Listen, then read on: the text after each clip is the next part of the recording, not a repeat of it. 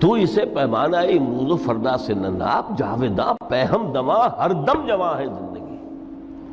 اس میں یہ وقفہ جو ہے خلق الموت والحیات لیبلوکم ایکم احسن عملا، یہ اس جسد کے ساتھ اس روح کا اتصال، اور یہ 30 40 50 60 70 80 100 برس کی عمر، یہ ایک وقفہ ہے، یہ امتحانی وقفہ ہے، تمہیں جانچا جا رہا ہے، پرکھا جا رہا ہے۔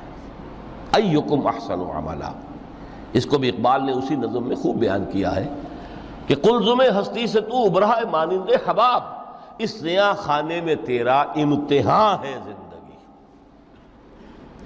اب اگر تو دو چیزیں انسان پر واضح رہیں، اور نہ صرف واضح رہیں، مستحضر رہیں۔ واضح تو ہو جاتی ہے ایک چیز، پھر آدمی بھول جاتا ہے، تو کوئی فائدہ نہیں دیتا اس کے۔ مستحضر ایک یہ کہ اصل زندگی آخرت کی زندگی ہے، طویل ہے۔ بل توسرون الحیات الدنیا والآخرۃ خیر وابقیٰ کلا بل تحبون العاجلہ وتذرون الآخرہ، تم اس عاجلہ کو پسند کرتے ہو، اس دنیا کی زندگی کو تم ترجیح دیتے ہو، جبکہ آخرت ہے جو باقی رہنے والی ہے، ابدی۔ اگر تو یہ معلوم ہو، جیسا کہ سورہ عنکبوت کی آیت کے حوالے سے میں نے آپ کو آیت سنائی کہ وَمَا هَذِهِ الْحَيَاةُ الدُّنْيَا إِلَّا لَهْوٌ وَلَعِبٌ وَإِنَّ الدَّارَ الْآخِرَةَ لَهِيَ الْحَيَوَانُ لَوْ كَانُوا يَعْلَمُونَ، اصل زندگی جو ہے وہ آخرت کی زندگی ہے، کاش کہ انہیں معلوم ہوتا۔ ایک حقیقت تو یہ معلوم ہو اور مستحضر رہے کہ اصل زندگی آخرت کی زندگی ہے، اور دوسری حقیقت یہ کہ یہ دنیا کی زندگی ایک امتحانی وقفہ ہے۔ قلزم ہستی سے تو ابھرا ہے مانند حباب، اس زیاں خانے میں تیرا امتحان ہے زندگی۔ یہ مستحضر رہے تو اس کا نتیجہ کیا نکلے گا؟ انسان دنیا پرست نہیں بنے گا۔ متاع ہے دنیا، برتنے کی چیز ہے۔ وما هذه الحیات الدنیا الا متاع، برتنے کی چیز ہے، برتو اسے۔ اب میں یہاں آپ کو کچھ حدیثیں بھی سنا دینا چاہتا ہوں۔ ایک حدیث میں حضور نے عجیب نقشہ کھینچا ہے، مالی ولی دنیا، لوگوں مجھے تمہاری اس دنیا سے کیا سروکار؟ انما مثلی کراکب استظل تحت شجرۃ ثم راح فترکھا، میری مثال تو اس سوار کسی ہے جو تھوڑی دیر کے لیے کسی درخت کے سائے میں سستانے کے لیے رک جاتا ہے۔ وہ اس درخت کو اپنی منزل نہیں سمجھتا، اپنا گھر نہیں سمجھتا، تھوڑی دیر کا سستانا ہے، پھر وہ اس درخت کو خیر بات کہتا ہے، اپنا راستہ لیتا ہے، اپنی منزل کی طرف رواں ہو جاتا ہے۔ بس اتنا تعلق، منزل یاد رہے۔ چنانچہ ایک دوسری بڑی پیاری حدیث ہے، بہت مختصر بھی ہے، انما الدنیا خلقت لکم وانتم خلقتم للآخرہ، دیکھو یہ دنیا تمہارے لیے بنائی گئی ہے۔ خلق لکم ما فی السماوات و ما فی الارض، قرآن مجید کہتا ہے۔ اس لیے میں نے کہا تھا خلافت ہمیں دینی تھی تو سب کچھ ہمارے لیے بنایا گیا نا، یہ محفل سجائی گئی ہے ہمارے لیے، یہ سب ہمارے لیے بنایا گیا ہے، پورے عالم کو مسخر کیا گیا ہمارے لیے۔ سخر لکم، سورج بھی، چاند بھی، ہر چیز تمہارے لیے مسخر کی گئی ہے۔ انما الدنیا خلقت لکم وانتم خلقتم للآخرہ، لیکن تمہاری تخلیق ہوئی ہے، تمہیں بنایا گیا ہے، تمہیں پیدا کیا آخرت کے لیے۔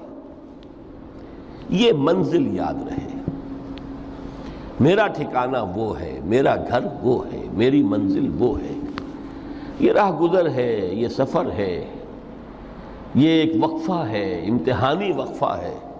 خلق الموت والحیات لیبلوکم ایکم احسن عملا۔ لیکن اب تیسری حدیث سنیے، اور یہ ہے وہ کہ جو اس دنیا کو، جو میں نے شروع میں کہا تھا، بڑی ٹھوس حقیقت ہے، یہ اللہ کی تخلیق ہے، سنجیدہ تخلیق ہے، ہم نے کوئی کھیل کود کے لیے تو نہیں بنایا ہے۔ ربنا ما خلقت ھذا باطلا، حضور فرماتے ہیں الدنیا مزرعۃ الآخرہ، دنیا آخرت کی کھیتی ہے۔ یہاں بوؤ گے تو وہاں کاٹو گے، یہاں بوؤ گے نہیں تو کاٹو گے کیا خاک؟ اس اعتبار سے غور کیجئے، یہ دنیا اور حیات دنیاوی کا ایک ایک لمحہ ایک بڑی عظیم حقیقت بن کر سامنے آتا ہے۔ ہماری حیات دنیاوی کا ایک ایک لمحہ ابدی ہے پوٹینشلی، کیوں کہ اس میں جو کچھ ہم کما رہے ہیں اس کے نتائج ابدی زندگی پر پھیلے ہوئے ملیں گے۔ تو گویا کہ یہ جو ہے یہ گھڑی محشر کی ہے، طور سے محشر میں ہے، بیشتر غافل عمل کوئی اگر دفتر میں ہے، یہاں کا ایک ایک لمحہ تمہارے لیے بہت قیمتی ہے۔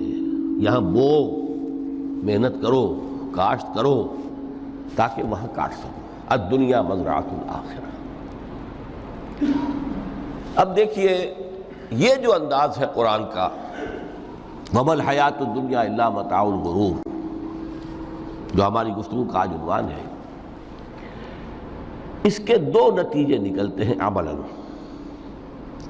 ایک نتیجہ جو صحیح ہے، جو قرآن نکالنا چاہتا ہے، جس کی طرف اسلام رہنمائی کرتا ہے۔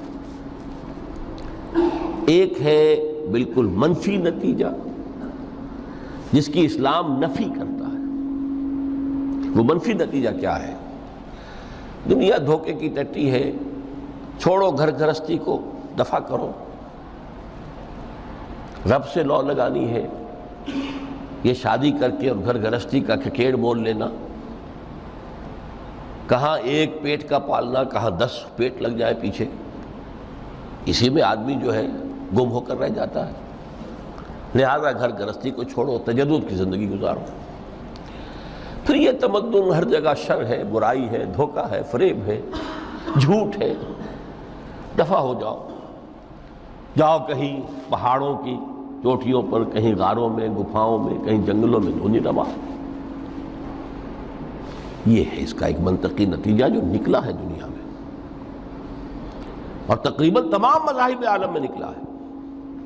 رہبانیت جس کی جس شد و بد کے ساتھ نفی کی ہے محمد رسول اللہ صلی اللہ علیہ وسلم، لا رہبانیت فی الاسلام، اسلام میں کوئی رہبانیت نہیں، نفی ہے، مکمل نفی، لا رہبانیت فی الاسلام۔ فرمایا کہ النکاح من سنتی، یہ میری سنت ہے، میرا طریقہ ہے، گھر گھرستی کی زندگی اختیار کرنا یہ میری سنت ہے۔ 3 صحابہ پر کچھ اسی طرح کا غلبہ ہو گیا تھا۔ صحابہ میں ہر طرح کے لوگ تھے،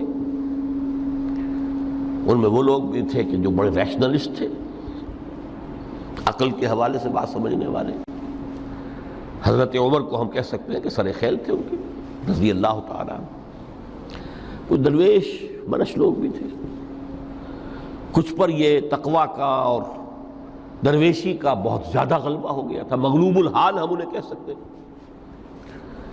حضرت عبداللہ ابن عمرو بن العاص رضی اللہ تعالیٰ عنہما، ایک عجیب سائملٹینیس کنٹراسٹ ہے باپ اور بیٹے میں۔ عمرو بن العاص بہت بڑے سیاستدان، مدبر، عرب نے چوٹی کے جو 3 سیاستدان پیدا کیے ان میں سے ایک عمرو بن العاص ہے، واریر، کانکرر، سیاستدان۔ لیکن عبداللہ ابن عمرو بن العاص بالکل درویش، روزانہ روزہ ساری رات کھڑے ہیں، نہ بیوی سے کوئی سروکار، نہ کسی سے کوئی سروکار۔ حضور کو اطلاع ملی، بلا لیا، جواب طلبی ہو گئی، یا عبداللہ اولم اخبر انک تصوم الدہر وتقوم اللیل، اے عبداللہ مجھے یہ خبر دی گئی ہے تم ساری رات کھڑے رہتے ہو، روزانہ روزہ رکھتے ہو، کیا کہتے ہیں؟ جی حضور ایسا تو ہے۔ لا تفعل، مت کرو ہرگز۔ فإن لنفسك عليك حقا وإن لزوجك عليك حقا وإن لزورك عليك حقا، دیکھو تم پر تمہارے اس جسم کا اور نفس کا بھی حق ہے، اسے آرام بھی دو، اس کی ضروریات بھی پوری کرو، اس کی دیکھ بھال بھی کرو، یہ بھی تمہارے پاس امانت ہے اللہ کی۔ پھر تم پر تمہاری بیوی کا حق ہے۔ کسی صحابی نے دیکھا تھا حضرت عبداللہ ابن عمرو بن العاص کی بیوی کو کہ وہ بالکل جیسے کہ میلی کچیلی حالت میں تھی، پوچھا ہی کیا حال بنا رکھا؟ ان کا کہ آپ کے دوست کو تو کوئی غرض ہے ہی نہیں سرے سے. ظاہر بات ہے کہ مسلمان بیوی اور کس کے لیے وہ سنگھار کرے گی جب شوہر ہی کو کوئی دلچسپی نہ ہو، اس سے غرض ہی نہ ہو. لا تفعل. رات کو سو بھی دیکھو مجھے، میں رات کو سوتا بھی ہوں، نماز پڑھتا بھی ہوں، میں روزے رکھتا بھی ہوں، ناغے بھی کرتا ہوں. دیکھو زیادہ سے زیادہ ہفتے میں دو دن روزے رکھ لیا کرو کہ حضور مجھے اور تھوڑی سی اجازت. اچھا ایک دن ناغا، ایک دن روزہ، صوم داؤد، اس سے آگے کی اجازت نہیں. اسی طرح 3 حضرات سراسراہتن آتا ہے حدیث میں، بخاری شریف کی روایت ہے، ان پر بھی کوئی ایسا ہی غلبہ ہوا رہبانیت کا اور ترک دنیا کا. انہوں نے آ کے ازواج مطہرات سے معلوم کیا آپ کتنی رات نماز پڑھتے ہیں، کتنا دو سوتے ہیں، مہینے میں کتنے آپ روزے رکھتے ہیں نفلی. انہوں نے کوئی وہاں تو کھلی کتاب تھی سیرت محمدی صلی اللہ علیہ وسلم، جو کچھ تھی حقیقت بیان کر. اب دیکھیے ایک عجیب ذہنیت، انہوں نے دیکھا کہ یہ تو کم ہے، ان کے اندازے کے اعتبار سے تو بہت کم ہے، لیکن یہ کہ اپنے آپ کو ذرا تسلی، حضور کی تو کوئی ضرورت نہیں ہے، آپ تو معصوم ہیں، آپ کے سے کوئی گناہ نہیں ہوا، کوئی خطا نہیں ہوئی، آپ کے لیے تو یہ اتنی عبادت ہمارے لیے تو کافی نہیں ہے، ہم تو گناہ گار ہیں. ایک نے عہد کیا کہ میں کبھی نہیں سوؤں گا، رات بھر کھڑا رہوں گا. دوسرے نے کہا کبھی ناغا نہیں کروں گا، ہر روز روزہ رکھوں گا. تیسرے نے کہا میں شادی بیاہ کے کھکیڑ میں پڑوں گا نہیں. حضور کو اطلاع مل گئی، طلب فرمایا، ڈانٹا آپ نے، آپ لوگوں نے یہ کہا ہے؟ جی ہاں ہم نے کہا تو ہے. واللہ، خدا کی قسم، میں تم میں سب سے بڑھ کر متقی ہوں، لیکن میں رات کو سوتا بھی ہوں اور نماز بھی پڑھتا ہوں، روزے رکھتا بھی ہوں، ناغے بھی کرتا ہوں. میری گھر گرستی کی زندگی ہے، میری بیویاں ہیں. من رغب عن سنتی فلیس منی، یہ ٹکڑا جو جوڑ دیا جاتا ہے نکاح کے خطبے میں اس حدیث کے ٹکڑے کے ساتھ، یہ 2 علیحدہ حدیث ہے بالکل. النکاح من سنتی، اور یہ ٹکڑا اس طویل حدیث کا ہے، من رغب عن سنتی فلیس منی، جو میری سنت کو پسند نہیں کرتا پھر اس کا مجھ سے کوئی تعلق نہیں. یہ تو میں نے احادیث کے حوالے سے آپ کو وہ جو منفی طرز عمل، گریز، دنیا سے تعلق منقطع کرنا، پسپائی، گریز، فرار، اور اس کا نتیجہ کیا نکلتا ہے کہ دنیا پھر شریروں کے لیے رہ گئی، کھیلیں کودیں عیش کریں. جو سلیم الفطرت نیک لوگ تھے وہ تو گئے، لہذا ان کو اب کوئی روک ٹوک کرنے والا ہی نہیں، کوئی پوچھنے تاشنے والا نہیں. ظالم جو چاہے ظلم کریں اور جس طرح چاہیں شریر جو ہے شرارتیں کریں. قرآن مجید میں سورہ حدید اس اعتبار سے نہایت عظیم صورت ہے، نہایت عظیم صورت ہے کہ وہاں یہ آیت بھی بہت ہی شاندار انداز میں آئی ہے، متاع الغرور والی، خاصی طویل آیت بن کر آئی ہے. اور جیسا کہ میں نے عرض کیا 4 جگہ تو حیات دنیاوی کو کہا گیا ہے صرف لہو و لعب یا لعب و لہو، لیکن یہاں جو ہے آیت نمبر 20، اعلموا انما الحیات الدنیا لعب و لہو و زینت و تفاخر بینکم و تکاثر فی الاموال والاولاد. 5 الفاظ کے حوالے سے اس حیات دنیاوی کے کچھ حقائق بیان کیے گئے. عام طور پر سرسری طور پر لوگ گزر گئے ہیں. محاورتاً جب بھی آتا ہے معاملہ لہو و لعب، لعب و لہو، وہ تو 4 جگہ ہے، یہاں 3 الفاظ مزید آئے ہیں. اور ترکیب کیا؟ پہلے لعب ہے پھر لہو ہے. سورہ عنکبوت میں لہو و لعب یہ در حقیقت ایک طرح سے محاورے کی شکل اختیار کر گیا، تماشا اور کھیل، لیکن نہیں، یہاں ترتیب کچھ اور ہے.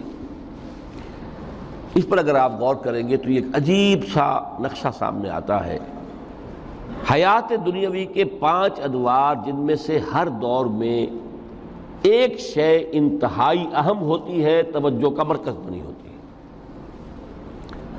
ابتدائی دور ہے، بالکل بچہ بھی ہے، کھیل، بس لعب، اس کے سوا اسے کوئی زندگی سے سروکار ہی نہیں. زندگی کے تلخ حقائق ابھی اسے معلوم نہیں. بھوک لگی تو رو پڑے، ماں نے دودھ پلانا ہے، کھلانا ہے، ان سے تو کچھ نہیں کرنا اس نے. وہ لعب، کھیل. لیکن تھوڑا سا آگے چلتے ہیں، ٹین ایجر سٹیج میں جب داخل ہوتا ہے آدمی تو اب وہ نرا کھیل، معصومانہ کھیل نہیں رہتا، اس میں تلذذ، سینشول گریٹیفیکیشن کا عنصر شامل ہو جاتا ہے۔ اب اس نے کہا لہو، اعلموا انما الحیات الدنیا لعب و لہو۔ ذرا آگے بڑھیے تو انسان پر سب سے زیادہ دھن سوار ہو جاتی ہے، بناؤ سنگھار، میرا لباس فیشن کے مطابق ہو، کہیں ایسا نہ ہو مذاق اڑے۔ اپنے لباس کے بارے میں بہت کانشیس ہوگا، اپنے ہیئر کٹ کے بارے میں بہت کانشیس ہوگا، ہر چیز کے بارے میں بہت کانشیس۔ زینت، بناؤ سنگھار، آرائش، زیبائش۔ اس سے ذرا آگے گئے، تکاثر فی الاموال واللہو، تفاخر بینکم۔ یہ سمجھیے کہ تقریباً 30 برس کی عمر جب انسان کی ہوتی ہے، اب فخر، تفاخر، یا دولت پر فخر ہوگا، یا نسب پر فخر ہوگا، یا اپنی کسی سیاسی حیثیت پر فخر ہوگا، اپنی چودراہٹ پر فخر ہوگا۔ تفاخر بینکم، جسم میں جان میں چونکہ توانائی ہوتی ہے، قوت ہوتی ہے، لیکن اس کے بعد جب عمر ڈھلی بڑا ریئلسٹک ہو جاتا ہے انسان۔ پھر یہ جو چوتھی سٹیج تھی، اس میں تو یہ کہ مونچھ نیچی نہ ہو، چاہے سب کچھ میں اپنا خرچ کر دوں، داؤ پہ لگا دوں، لیکن مونچھ نیچی نہیں ہوگی۔ آخری سٹیج وہ ہوتی ہے کہ پھر ہوکا لگ جاتا ہے آدمی کو، تکاثر فی الاموال والاولاد، مال اور اولاد کی کثرت کثرت کثرت۔ اب یہ ہوتا ہے کہ مونچھ نیچی کیا، مونڈ بھی دی جائے تو کوئی حرج نہیں، مال آنا چاہیے، ویری ریئلسٹک۔ اور اسی حال میں انسان ہوتا ہے۔ آخری پارے کی صورت نے پھر اس میں ایڈ کر کے اس کے اوپر مہر لگا دی، الہاکم التکاثر حتی زرتم المقابر۔ یہ تکاثر جو ہے پیچھا نہیں چھوڑتا۔ اتنی دولت بھی ہے کہ آپ کی 10 نسلیں کھا سکے اطمینان سے بیٹھ کر، تب بھی صبر نہیں ہوتا۔ بڑے میاں کی ٹانگیں جو ہیں وہ قبر میں لٹکی ہوئی ہیں، لیکن تکاثر جو ہے، تکاثر مال، وہ پیچھا نہیں چھوڑتا۔ حتی زرتم المقابر، یہاں تک کہ قبروں تک جا پہنچے، قبر میں اتار دیا جائے، جب تک ٹانگیں صرف لٹکی ہوئی ہیں اس وقت تک نہیں۔ اس کے بعد تشبیہ دی ہے کہ یہ حیات دنیاوی کا جو ایک سائیکل ہے، اعلموا انما الحیات الدنیا لعب و لہو و زینت و تفاخر بینکم و تکاثر فی الاموال والاولاد۔ اب اس کو کمپیئر کیا ہے پلانٹ کنگڈم میں جو سائیکل چل رہا ہے۔ یہ ہمارا سائیکل ہے 60-70 برس کا، بچہ پیدا ہوا، خوشیاں منائی گئیں، پھر وہ لڑکپن سے، پھر ٹین ایجر سٹیج سے، پھر جوانی ہے، پھر ادھیڑ عمر ہے، اور پھر بڑھاپا ہے، اور پھر قبر میں اتارا جانا ہے۔ لیکن یہ کہ پلانٹ کنگڈم میں سائیکل چلتی ہے، کمثل غیث اعجب الکفار نباتہ ثم یہیج فتراہ مصفرا ثم یکون حطاما۔ یہ 4 سٹیج ہیں۔ جیسے بارش برستی ہے تو سبزہ نمودار ہوتا ہے، اور کاشتکار کو بڑا اچھا لگتا ہے، اس نے بیج بویا تھا، اس نے محنت کی تھی، اس نے ہل چلایا تھا، اعجب الکفار نباتہ، اس کو بہت اچھا لگتا ہے، دل باغ باغ ہو جاتا ہے۔ جیسے آپ کے ہاں بیٹا ہوا، پوتا ہوا، خوشیاں مناتے ہیں آپ۔ کمثل غیث اعجب الکفار نباتہ ثم یہیج، پھر وہ فصل اپنی پوری قوت کو پہنچتی، فصل لہرا رہی ہے، فتراہ مصفرا، پھر وہ زرد ہو جاتی ہے، وہ ہریاول اب ختم ہوئی، اب فصل پک گئی ہے، اب وہ زردی پر آ گئی ہے۔ ثم یکون حطاما، پھر وقت آتا ہے اگر وہ خضرو گھاس ہے تو پھر وہ چورا چورا ہو کر پھر وہ مٹی میں مل جاتی ہے، اور اگر فصل ہے تو کھیتی کٹ گئی، اس کے بعد کیا رہ گیا وہاں، وہ چورا ہی رہ جاتا ہے باقی۔ یہ لائف کا سائیکل چل رہا ہے، 3 مہینے کا ہو، 4 مہینے کا ہو، یہ ہے پلانٹ کنگڈم کا، وہ ہے سائیکل انسانی زندگی کا۔ اب فرمائی ٹیپ کی بات جو ہے وَفِي الْآخِرَةِ عَذَابٌ شَدِيدٌ وَمَغْفِرَةٌ مِّنَ اللَّهِ وَرِضْوَانٌ۔ دیکھو دنیا کی زندگی تو ان سٹیجز سے ہو کر گزری جانی ہے۔ جو پیدا ہوا ہے اس پر بڑھاپا بھی آئے گا، موت بھی آئے گی۔ کل نفس ذائقۃ الموت، جو سورہ آل عمران کی 185ویں آیت کا پہلا جملہ تھا۔ ہر انسان کو جو پیدا ہوا موت آ گئی۔ اب یہ ہے کہ وہ کہیں آپ نے محل میں گزار لی زندگی، کسی کٹیا میں گزار لی زندگی، کسی کی فٹ پاتھ پر گزر گئی زندگی۔ زندگی گزر جاتی ہے، گزرتی ہے، اور ان 5 سٹیجز میں سے ہو کر گزرتی ہے۔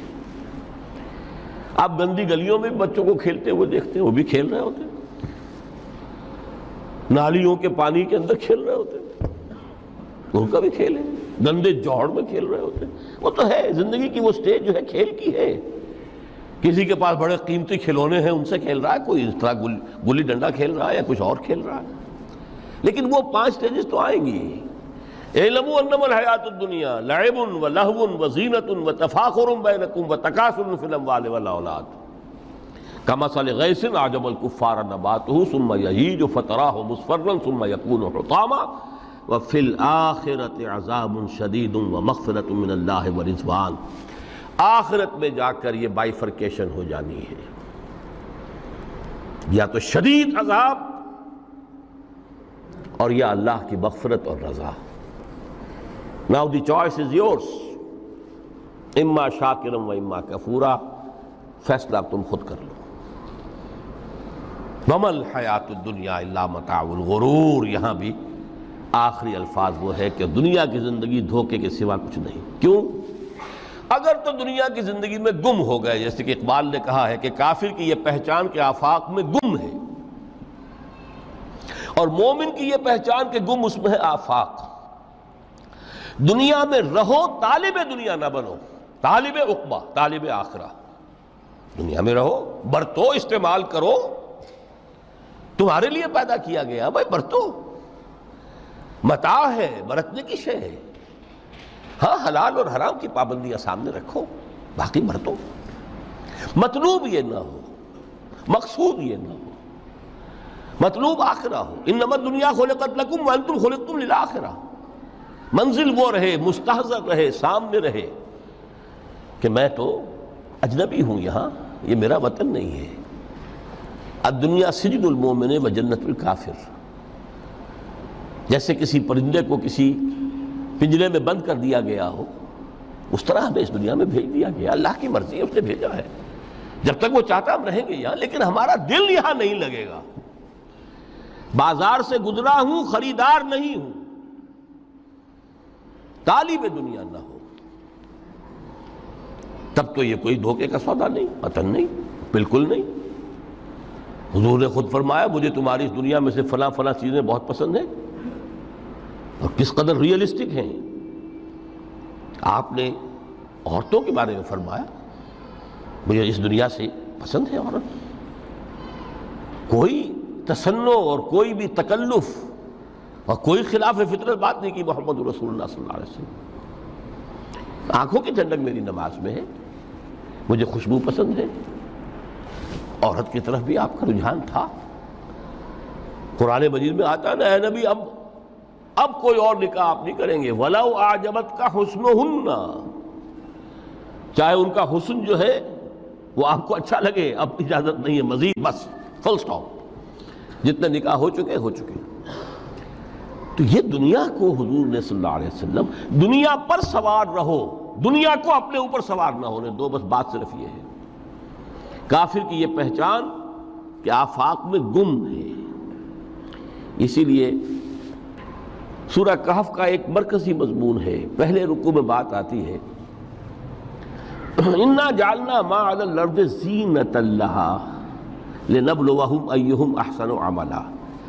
ہم نے اس دنیا پر جو کچھ ہے، یہ اسکائی اسکریپرز بن گئے ہمارے زمانے میں، اور یہ شاندار بلڈنگز ہیں، اور یہ کچھ ہے، ہم نے زینت اور زیبائش اور آرائش بنا دیا ہے تاکہ آزمائیں۔ انہی کے حسن کے شکار ہو جاتے ہو اور ان کے پرستار بن کر رہ جاتے ہو۔ رخ روشن کے آگے شمع رکھ کر وہ یہ کہتے ہیں ادھر جاتا ہے دیکھیں یا ادھر پروانہ آتا ہے، پھر بھی اللہ ہی کے عاشق بنے رہو، اللہ ہی سے محبت کرو تو کامیاب ہو گئے۔ دنیا کو برتو. اگر دنیا یہ عروس ہزار داماد جو ہے اگر کہیں یہ محبوبہ بن گئی تو گئے ختم. اچھا دیکھیے اس سورہ حدید میں اب یہ دنیا کی حقیقت کو اس طرح بیان کر کے دو نتیجے جو اس سے نکلتے ہیں ان کو علیحدہ علیحدہ بیان کر دیا. ایک نتیجہ جو میں بیان کر چکا رہبانیت ترک دنیا،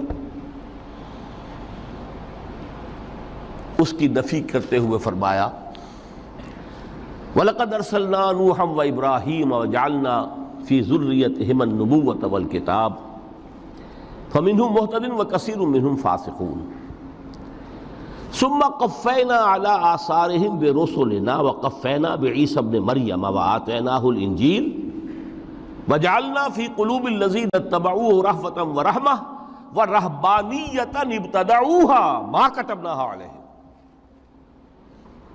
اصل مضمون یہ تھا جس کے لیے تمہید اتنی لمبی باندھی. ہم نے نوح کو بھیجا، ابراہیم کو بھیجا، ان کی اولاد میں ہی نبوت اور کتاب رکھ دی. پھر ان کے نقش قدم پر ہم نے اٹھایا عیسیٰ ابن مریم کو، انہیں انجیل دی، اور جو لوگ ان پر ایمان لائے ان کے دلوں میں رحمت اور رافت کے جذبات پیدا کر دیے، انسانی ہمدردی. حضرت عیسیٰ کا جو اپنا مزاج تھا ظاہر بات ہے کہ آپ کے حواریین اور آپ پر ایمان لانے والوں میں اسی کا ایک عکس پیدا ہونا تھا، لہذا وہ ایک خاص کیفیت. لیکن فرمایا ایک شے کو انہوں نے بدعت کے طور پر ایجاد کر لیا، وَرَهْبَانِيَّةً ابْتَدَعُوهَا مَا كَتَبْنَاهَا عَلَيْهِمْ. رہبانیت کی انہوں نے بدعت ایجاد کر لی، یہ انہوں نے کی ہے، ہم نے یہ ان پر فرض نہیں کی تھی. یہ ہے وہ منفی نتیجہ. گریز، خانقاہوں میں جا کر بیٹھ جاؤ، موناسٹسزم، تجرد کی زندگی گزارو. نتیجہ اس کا کیا نکلتا ہے کہ بظاہر راہب اور راہبائیں رہ رہی ہیں اور رہ رہے ہیں، اور اندر جو حرام کاری کے بازار چل رہے ہیں، اور تہخانوں کے اندر حرامی بچوں کی قبروں کے قبرستان بنے ہوئے. ہسٹری آف کرسچین موناسٹسزم پر کتابیں پڑھ لیجیے، خود انہوں نے اپنے سارے جو ہیں بخیے ادھیڑ کر خود رکھ دیے. یہ رہبانیت، یہ اسلام کا راستہ نہیں ہے. احادیث کے حوالے سے میں آپ کے سامنے پہلے بیان کر چکا ہوں. میں بعد میں تھوڑا سا عرض کروں گا کہ ہمارے ہاں بھی یہ رسم کیوں آئی اور کیسے آئی. الحمدللہ اس درجے میں نہیں آئی جس درجے میں کہ کرسچینٹی میں آئی ہے، الحمدللہ ثم الحمدللہ، لیکن کسی درجے میں اگر آئی ہے تو کیوں آئی ہے یہ میں بعد میں عرض کروں گا. لیکن اس کا مل حیات الدنیا الا متاع الغرور کا دوسرا نتیجہ کیا ہے؟ پہلا نتیجہ تھا گریز کا، پسپائی کا، فرار کا، معاشرے سے نکل بھاگنے کا، تاکہ معاشرے میں اشرار کھل کھیلیں، جو چاہیں کریں. ایک راستہ یہ ہے، ترک دنیا کے معنی ہیں ترک لذات دنیاوی، آسائشوں کو ترک کرنا، سختیاں جھیلنا. کس لیے؟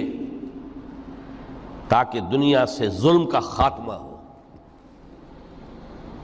باطل کا تختہ الٹ دیا جائے، ظلم کا استیصال. ظاہر بات ہے ظالم آسانی سے ظلم نہیں چھوڑے گا، ایکسپلائٹر واضح و نصیحت سے اپنے ایکسپلائٹیشن سے باز نہیں آئے گا. شاذ ہوتے ہیں اس طبقے کے اندر بھی یقیناً کچھ سلیم الفطرت لوگ ہوتے ہیں، جیسے طبقہ اشرافیہ سے تھے حضرت ابو بکر رضی اللہ تعالیٰ عنہ، سلیم الفطرت انسان تھے. وہ کوئی غلاموں کے طبقے سے تو نہیں تھے، کوئی فقراء کے مساکین کے طبقے میں سے نہیں تھے، اونچے طبقے میں سے تھے. عشرہ مبشرہ اکثر و بیشتر اس طبقے سے تھے. لیکن بائی اینڈ لارج وہ جو طبقہ ہوتا ہے، یا تو وہ اپنے جبر اور استبداد کا تخت جو ہے جما کر بیٹھا ہوا لوگوں کی گردنوں کے اوپر، پولیٹیکل ریپریشن ہے، یا اکنامک ایکسپلائٹیشن ہے، استحصال. محنت لوگ کریں، کھائیں گے ہم، عیش ہم کریں گے. محنت کسان کرے جا کے کھیت میں، ہم لے آئیں گے اپنا حصہ اور عیش کریں گے. یا کوئی سوشل ڈسکریمنیشن ہے، یہ اونچا ہے یہ نیچا ہے، یہ تو پیدا ہی ہوا ہے شودر، یہ اس سے نکل ہی نہیں سکتا، اور یہ پیدا ہوا برہمن، یہ تو اونچا ہے. اس تینوں قسم کے ظلم، اس کا خاتمہ کرنا، اس کے لیے جد و جہد کی ضرورت ہے، جہاد کی ضرورت ہے، قتال کی ضرورت ہے. اور جہاد و قتال آپ نہیں کر سکتے جب تک کہ لذات دنیاوی سے کنارہ کشی نہ کریں، جب تک کہ اپنی بیلٹ کو ٹائٹ نہ کریں، جب تک کہ اپنی ضروریات زندگی کو کم نہ کریں۔ ضروریات زندگی کم کریں گے تو تفریغ الاوقات ہوگا، جو تبلیغی بھائیوں کی اصطلاح ہے بہت اہم، اپنے وقت کو فارغ کر سکیں گے۔ اس وقت کو فارغ کریں گے تو پھر وہ جد و جہد، وہ محنت، وہ جہاد، اس کے لیے آپ کے پاس وقت ہوگا، اس کو آپ لگا سکیں گے۔ پھر اس میں جب سخت سے سخت منزلیں آئیں گی تو اس میں میدان میں مقابلہ بھی ہوگا، جان کی بازی بھی کھیلنی پڑے گی۔ اس میں قید و بند کا وقت بھی آ سکتا ہے۔ 3 برس تک اگر محمد عربی صلی اللہ علیہ وسلم پورے خاندان بنی ہاشم کے ساتھ بدترین اسیری سمجھ لیجئے شیب بنی ہاشم میں جو رہیں، یہاں تو اسیروں کو آپ راشن تو دیتے ہیں، کھانا تو دیتے ہیں، وہاں تو اصل جو ہے وہ تو دونوں طرف سے گھاٹی کا منہ بند کر دیا گیا تھا، سیل تھی کہ کوئی شے جو ہے وہ جانے نہ پائے اندر۔ 3 برس، جس میں کہ وہ وقت بھی آیا ہے کہ سوکھے ہوئے چمڑے ابال ابال کر اس کا پانی جو ہے بلکتے ہوئے بچے، پھول جیسے بچے بنی ہاشم، ان کے حلق میں ٹپکایا گیا ہے، اور کچھ نہیں۔ کچھ تھے لوگ، حکیم بن حزام جیسے رضی اللہ تعالیٰ عنہ، بعد میں ایمان بھی لے آئے۔ حضرت خدیجہ رضی اللہ تعالیٰ عنہ کے چونکہ وہ قریبی رشتہ دار تھے، وہ پہاڑ کو کراس کر کے چوٹی پر سے اتر کر کچھ کبھی کبھی کھانے پینے کی چیز پہنچا دیتے تھے۔ یہ سارے مراحل آئیں گے۔ یہ جو ہے یہ مثبت ہے۔ ترک دنیا وہ نہیں۔ ترک دنیا سے مراد دنیا کی لذتوں سے، دنیا کی آسائشوں سے، ان سے آدمی اپنے آپ کو پیچھے ہٹائے، ان کو چھوڑے، ان کو ترک کرے، تاکہ اپنا وقت، اپنا مال، اپنی صلاحیتیں صرف کر سکے۔ کس کام کے لیے؟ اب اس کے لیے دیکھیے آیت نمبر 25 ہے یہ سورہ حدید کی۔ لَقَدْ أَرْسَلْنَا رُسُلَنَا بِالْبَيِّنَاتِ، ہم نے اپنے رسولوں کو بھیجا واضح چیزوں کے ساتھ۔ بینہ وہ شے جو از خود ظاہر ہو۔ آفتاب آمد، دلیل آفتاب۔ جب سورج طلوع ہو گیا وہ خود اپنے وجود پر دلیل ہے، اس کے لیے کسی اور اضافی دلیل کی ضرورت نہیں کہ سورج موجود ہے، وہ تو ہے، سب کو نظر آ رہا ہے۔ تو بینات سے مراد معجزے بھی ہیں، اور وہ تعلیم جو ہے بنیادی دین کی کہ جو فطرت انسانی کی جانی پہچانی ہوئی شے ہے، دونوں پر اس کا اطلاق ہو جائے گا۔ لقد ارسلنا رسلنا بالبینات وانزلنا معهم الکتاب والمیزان، اور ہم نے ان کے ساتھ کتاب اتاری، میزان اتاری۔ یہ سب کچھ کس لیے کیا؟ لیقوم الناس بالقسط، تاکہ لوگ عدل پر قائم ہوں۔ یہ ہے سول آبجیکٹو۔ یہ نہیں بس ہماری کتاب پڑھ لیا کرے، ختم قرآن ہو گیا، اللہ اللہ دعا مانگ لی، چھٹی۔ قائم کرو اس کو، وہ میزان عدل نصب کرو، ہر ایک کو وہی تل کر ملے جو اس کا حق ہے، اور ہر ایک سے وہ لیا جائے کہ جو اس کے ذمہ واجب ہے۔ اگر یہ نہیں تو بابا پھر سب کہانیاں ہیں، شریعت اور دین اور نماز اور روزہ اور حج، کوئی حیثیت ان کی نہیں۔ اچھی طرح سن لیجئے میری بات۔ قرآن مجید میں کہلوایا گیا حضور سے، قل یا اہل الکتاب لستم علی شیء حتی تقیموا التوراۃ والانجیل وما انزل الیکم من ربکم۔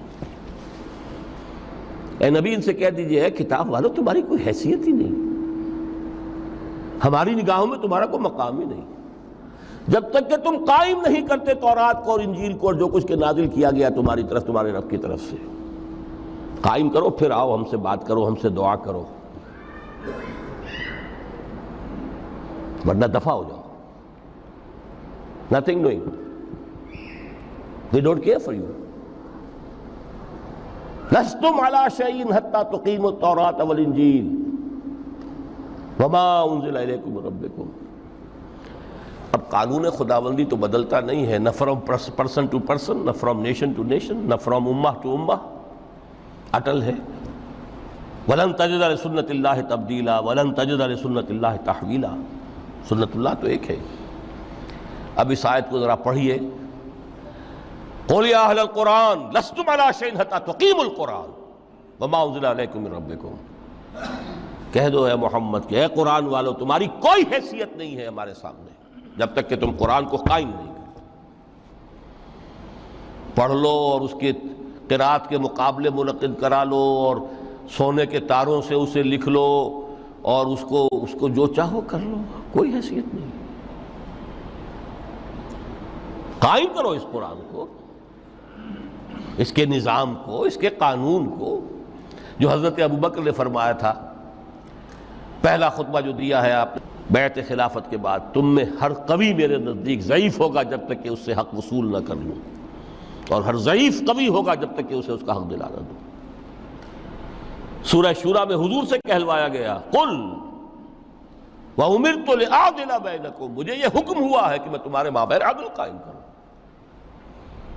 میں واعظ بن کر نہیں آیا، میں بدھ مت کے بھکشو بنانے کے لیے نہیں آیا تمہیں۔ ہاں انقلابی عمل میں ایک مرحلہ آتا ہے، بدھ مت کے بھکشو بننا پڑتا ہے کچھ عرصے کے لیے، تیاری کا مرحلہ، وہ میں ابھی بعد میں ذرا بیان کر دوں گا، لیکن مستقل نہیں ہے یہ بدھ مت کے بھکشو۔ یہ بدمعاش جس طرح چاہیں کھل کھیلیں، ظالم جس طرح چاہیں لوگوں پر ظلم کرتے رہیں، تشدد اور جبر کا جس طرح سے چاہے معاملہ کریں، استحصالی نظام جس طرح ہوتا ہے چلتا رہے۔ شاہ ولی اللہ دہلوی رحمۃ اللہ علیہ کے الفاظ میں انسانوں کی عظیم اکثریت ڈھور ڈنگر بن جائے، صبح سے لے کے شام تک کمر توڑ دینے والی مشقت کے بعد بمشکل 2 وقت کی روٹی ملتی ہو، اس کا کبھی خیال اسے اللہ کا آئے گا؟ کبھی اللہ سے لو لگا سکے گا؟ دنیا نے تیری یاد سے بیگانہ کر دیا تو اس سے بھی دل فریب ہے غم روزگار کے۔ اس لیے حضور نے فرمایا کاد الفقر ان یکون کفرا، یہ فقر جو ہے یہ تو انسان کو کفر تک پہنچا دیتا ہے۔ عدل قائم کرو۔ تو دیکھیے یہ آیت انتہائی گمبھیر آیت ہے قرآن مجید کی سورہ حدید کی، جس طرح وہ آیت متاع الغرور والی جس شان کے ساتھ سورہ حدید میں آئی ہے، اعلموا انما الحیات الدنیا لعب ولہو وزینۃ وتفاخر بینکم وتکاثر فی الاموال والاولاد کمثل غیث اعجب الکفار نباتہ ثم یہیج فتراہ مصفرا ثم یکون حطاما وفی الآخرۃ عذاب شدید ومغفرۃ من اللہ ورضوان وما الحیات الدنیا الا متاع الغرور۔ لیکن اس کا نتیجہ کیا نکلنا چاہیے؟ لقد ارسلنا رسلنا بالبینات وانزلنا معهم الکتاب والمیزان لیقوم الناس بالقسط۔ Now prepare for the shock۔ میرے نزدیک، میرے علم کی حد تک شاید دنیا کی کوئی انقلابی کتاب نہ ہو جس نے اس قدر عریاں طور پر کھل کر یہ کہا ہو کہ ظالموں کی سرکوبی کرو، کچلو ان کے سر۔ وانزلنا الحدید، ہم نے لوہا بھی اتارا ہے۔ ایک وقت آتا ہے ظلم نہیں ختم ہوتا جب تک کہ لوہے کی طاقت ہاتھ میں نہ آئے۔ انزلنا الحدید، ہم نے صرف کتاب ہی نہیں اتاری ہے، لوہا بھی اتارا ہے۔ فیہ باس شدید، اس میں جنگ کی صلاحیت ہے۔ ومنافع للناس، لوگوں کے لیے کچھ اور منفعتیں بھی ہیں، کوئی توا پرات چمٹا یہ بھی بنا لو، ٹھیک ہے، لیکن اصلاً یہ اسلحہ کے لیے۔ وانزلنا الحدید، اسی تو سورہ حدید کا نام حدید ہے۔ فیہ باس شدید ومنافع للناس ولیعلم اللہ من ینصرہ ورسلہ بالغیب، اللہ دیکھنا چاہتا ہے کون ہے اس کے وفادار بندے جو اس لوہے کی طاقت کو ہاتھ میں لے کر مدد کرتے ہیں اس کی اور اس کے رسولوں کی غیب میں ہونے کے باوجود۔ ان اللہ قوی عزیز، ویسے اللہ قوی ہے، عزیز ہے، آن واحد میں کفر کو ختم کر دے جب چاہے، آنے واحد میں ظالموں کا ظلم جو ہے وہ ختم کر کے رکھ دے، وہ سب کچھ کر سکتا ہے۔ لیکن پھر تمہاری آزمائش کیسے ہوگی؟ کیسے معلوم ہوگا ہوز ہو، کس کا کیا مقام تھا، کس کے پاس کتنا یقین کا سرمایہ تھا، کس کے ایمان کی گہرائی اور گہرائی کا کیا عالم تھا، کس نے ہمارے دین کے لیے کیسی کیسی قربانیاں جھیلی ہیں۔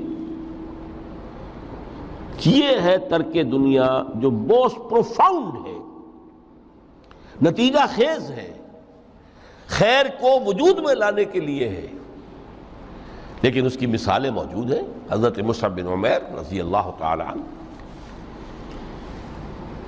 ایام جاہلیت میں کہا جاتا ہے ان کا جوڑا جو ہے شام سے تیار ہو کر آتا تھا، جیسے کبھی مشہور ہے کہ پنڈت نہرو کا بھی کپڑے سل کر آتے تھے پیرس سے۔ موتی لال نہرو کا بیٹا، اور موتی لال نہرو وہ تھا کہ وائس رائے کی پہلی کار آئی ہے ہندوستان میں تو دوسری کار موتی لال کی آئی، اس کا بیٹا، اس کے کپڑے پیرس سے سل کر آتے تھے۔ مصعب بن عمیر کے کپڑے شام سے تیار ہو کر آتے تھے، اور وہ ہمیشہ عطر میں بسے ہوئے ہوتے تھے۔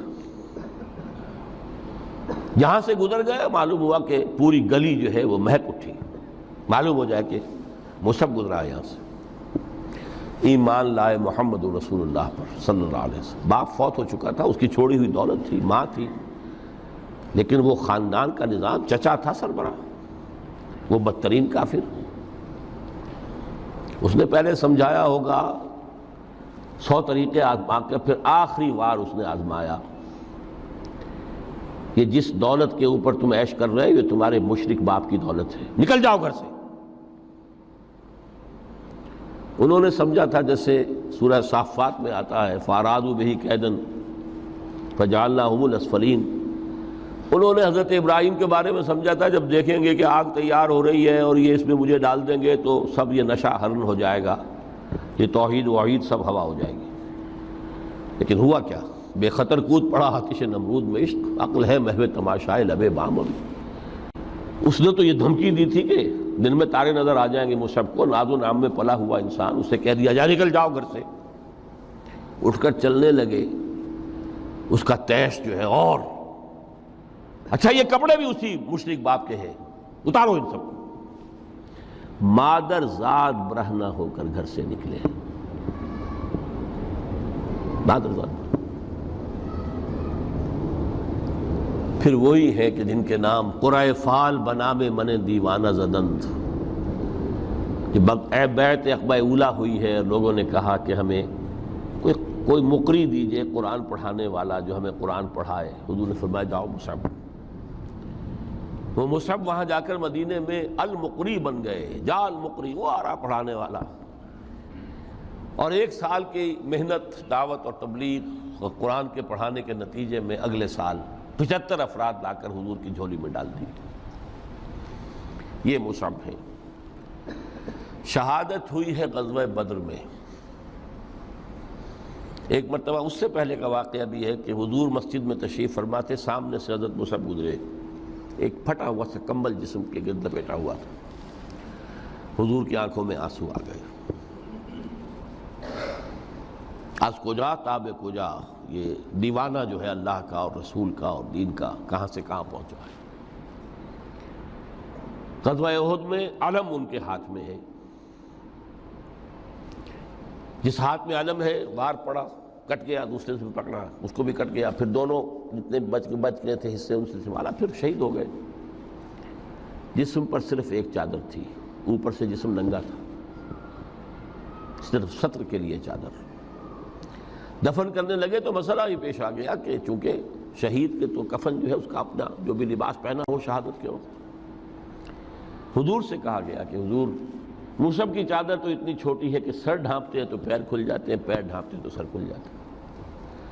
فرمایا سر کو چادر سے ڈھانپ دو اور پیروں پر اذخر گھاس لا کر ڈال دو، یہ آخری لباس نصیب ہوا ہے۔ ویر گھنا دے موت نے مارے، وہ تک تک رو دے کبے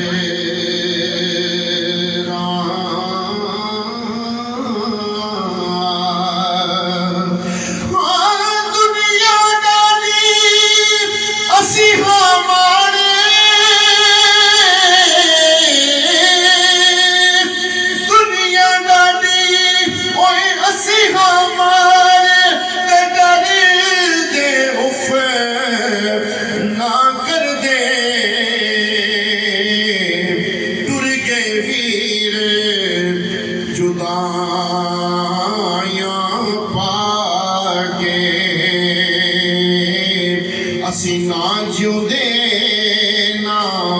مرے